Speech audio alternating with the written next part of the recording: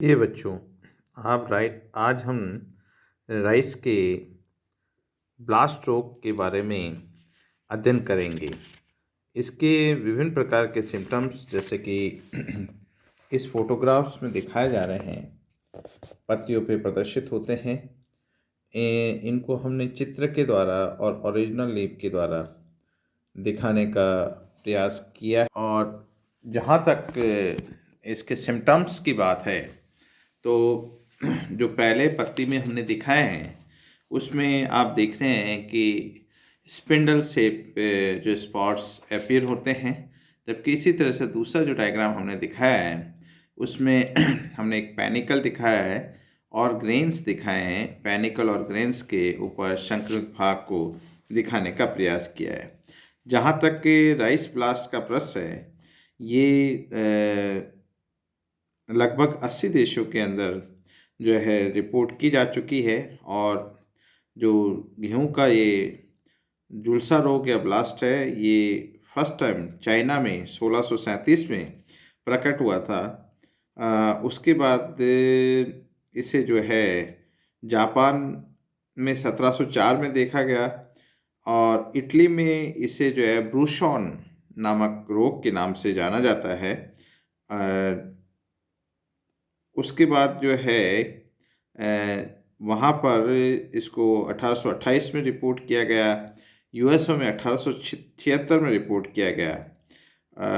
इसका जो causal organism है, रोगजनक है, उसकी सर्वप्रथम जो खोज है कैवेरा ने नामक वैज्ञानिक ने 1891 में इटली से की थी। भारत में जहाँ तक है, ये सबसे पहले तंजौर डिस्ट्रिक्ट के अंदर तमिलनाडु में 1918 में और महाराष्ट्र में 1923 में देखा गया था। इस रोग से लगभग 70 से 80% तक धान के उत्पादन में जो है प्रभाव पड़ता है। जब तक हम इन लक्षणों की बात करें तो ये जो रोग है, ये पत्तियों पर, बालियों या पेनिकल्स पर और विभिन्न हिस्सों पर ये असर डालता है और पत्तियों के ऊपर ये छोटे छोटे धब्बे जो 0.5 सेंटीमीटर से लेके कई सेंटीमीटर लंबे हो सकते हैं के रूप में प्रकट होते हैं। और इनका जो धब्बे होते हैं, उन धब्बों का जो बीच का भाग है वो वाइटिश ग्रे होता है और इनकी जो मार्जिन है परिधि की तरफ है, ये भूरे रंग के होते हैं। इसी तरह से जो कल्म हैं, कल्म नॉट्स हैं, ग्लूम्स हैं, इनके ऊपर भी इसके इस प्रकार के धब्बे प्रदर्शित होते हैं। अगर हम इनकी पर्व संधियों को देखें तो पर्व संधियों पे, नोट्स पे जो है काले काले रंग के स्पॉट्स प्रकट होते हैं, जो दोनों तरफ, नोट से दोनों तरफ की तरफ 1 से 2 सेंटीमीटर फैल जाते हैं। इसी तरह से जो जिस पैनिकल जो बनता है, जिस पे दाने बनेंगे आगे जाके, उसका अगर नीचे का आधार भाग देखें तो उसके ऊपर भी वो एक तो सिकुड़ जाता है तथा काले रंग का हो जाता है। इस भाग को हम नेक्रोट कहते हैं। अगर इस तरह की जो संक्रमित बालियाँ हैं, उनमें अगर दाने बनते हैं तो बहुत ही कम बनते हैं और जो बनते हैं वो भी हल्के होते हैं। अगर नेक्रोट या यूँ कहिए कि पैनिकल के ऊपर संक्रमण होता है तो दानों के वजन के कारण जो है पैनिकल है, क्योंकि का जो आधार भाग पे जो इन्फेक्शन होता है उसके कारण वो टूट कर लटक जाता है और ये हैंग डाउन हो जाता है। तो ये एक आइडेंटिफिकेशन का मेजर सिम्टम्स है। ये जो रोगजनक है वो पायरेकुलेरिया ओराइजी के द्वारा फैलता है।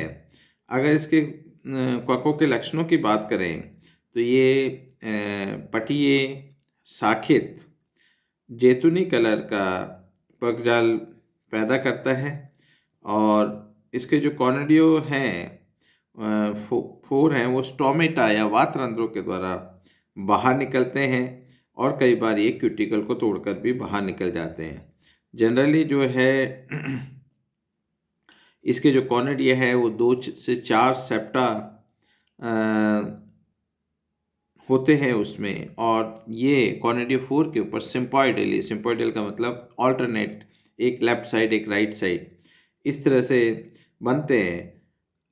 ये जो कॉनिडिया हैं वो रंगहीन होते हैं या पीले जैतूनी कलर कलर के होते हैं।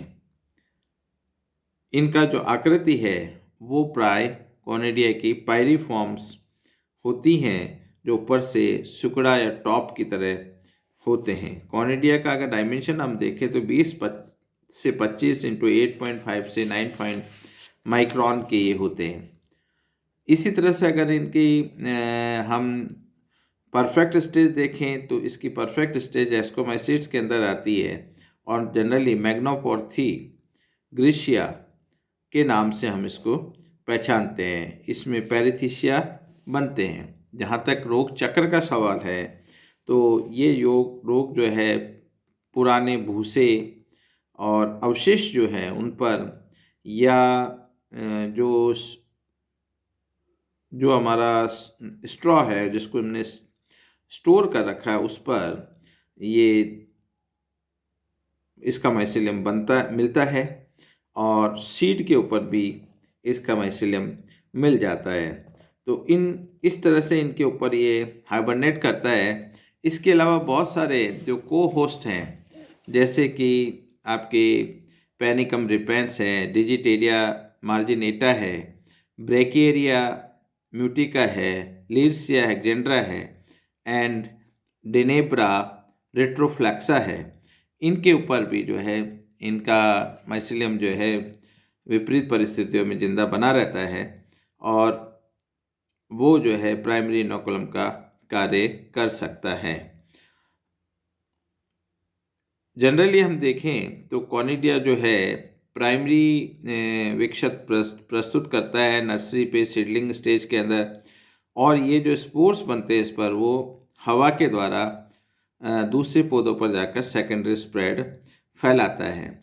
और जहाँ तक एनवायरनमेंट फैक्टर्स की बात है, टेम्परेचर, ह्यूमिडिटी, मॉइस्चर का इन पर बहुत प्रभाव रहता है, और ऐसा माना जाता है कि 20 डिग्री सेंटीग्रेड टेम्परेचर यदि रात्रि में हो और दिन का तापमान 30 डिग्री सेंटीग्रेड हो, और डे लाइट आवर्स जो हैं 14 घंटे के दीप्तिकाल हो तो, और 10 घंटे का अंधेरा हो, तो इसका इन्फेक्शन फैलने के चांसेस रहते हैं, प्रोवाइडेड कि जो 24 से 28 डिग्री सेंटीग्रेड टेम्परेचर और 92% रिलेटिव ह्यूमिडिटी मिलती है।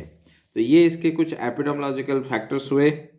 इसके बाद हम देखें तो इसका जो प्रबंधन है उस प्रबंधन में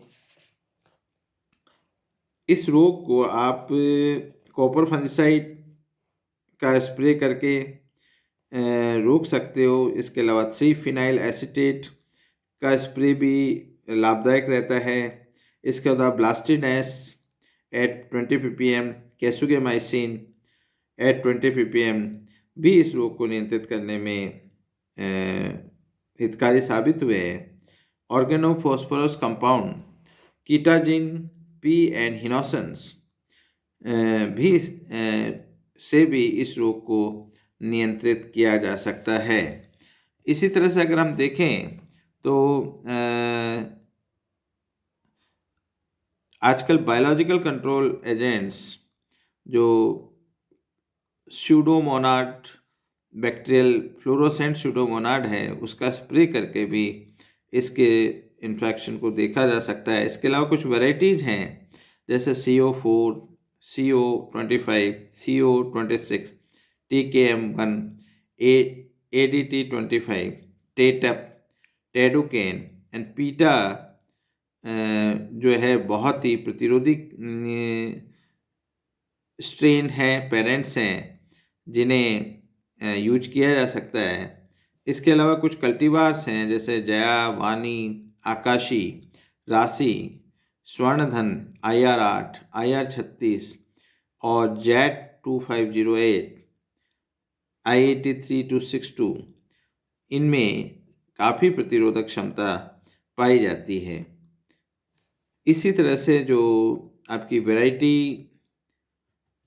बारानी, भरनी, वैगी में हाई रेजिस्टेंस पाया जाता है, जबकि करुणा और कांची, करिकलन और IR50 अति सहिष्णु होती है।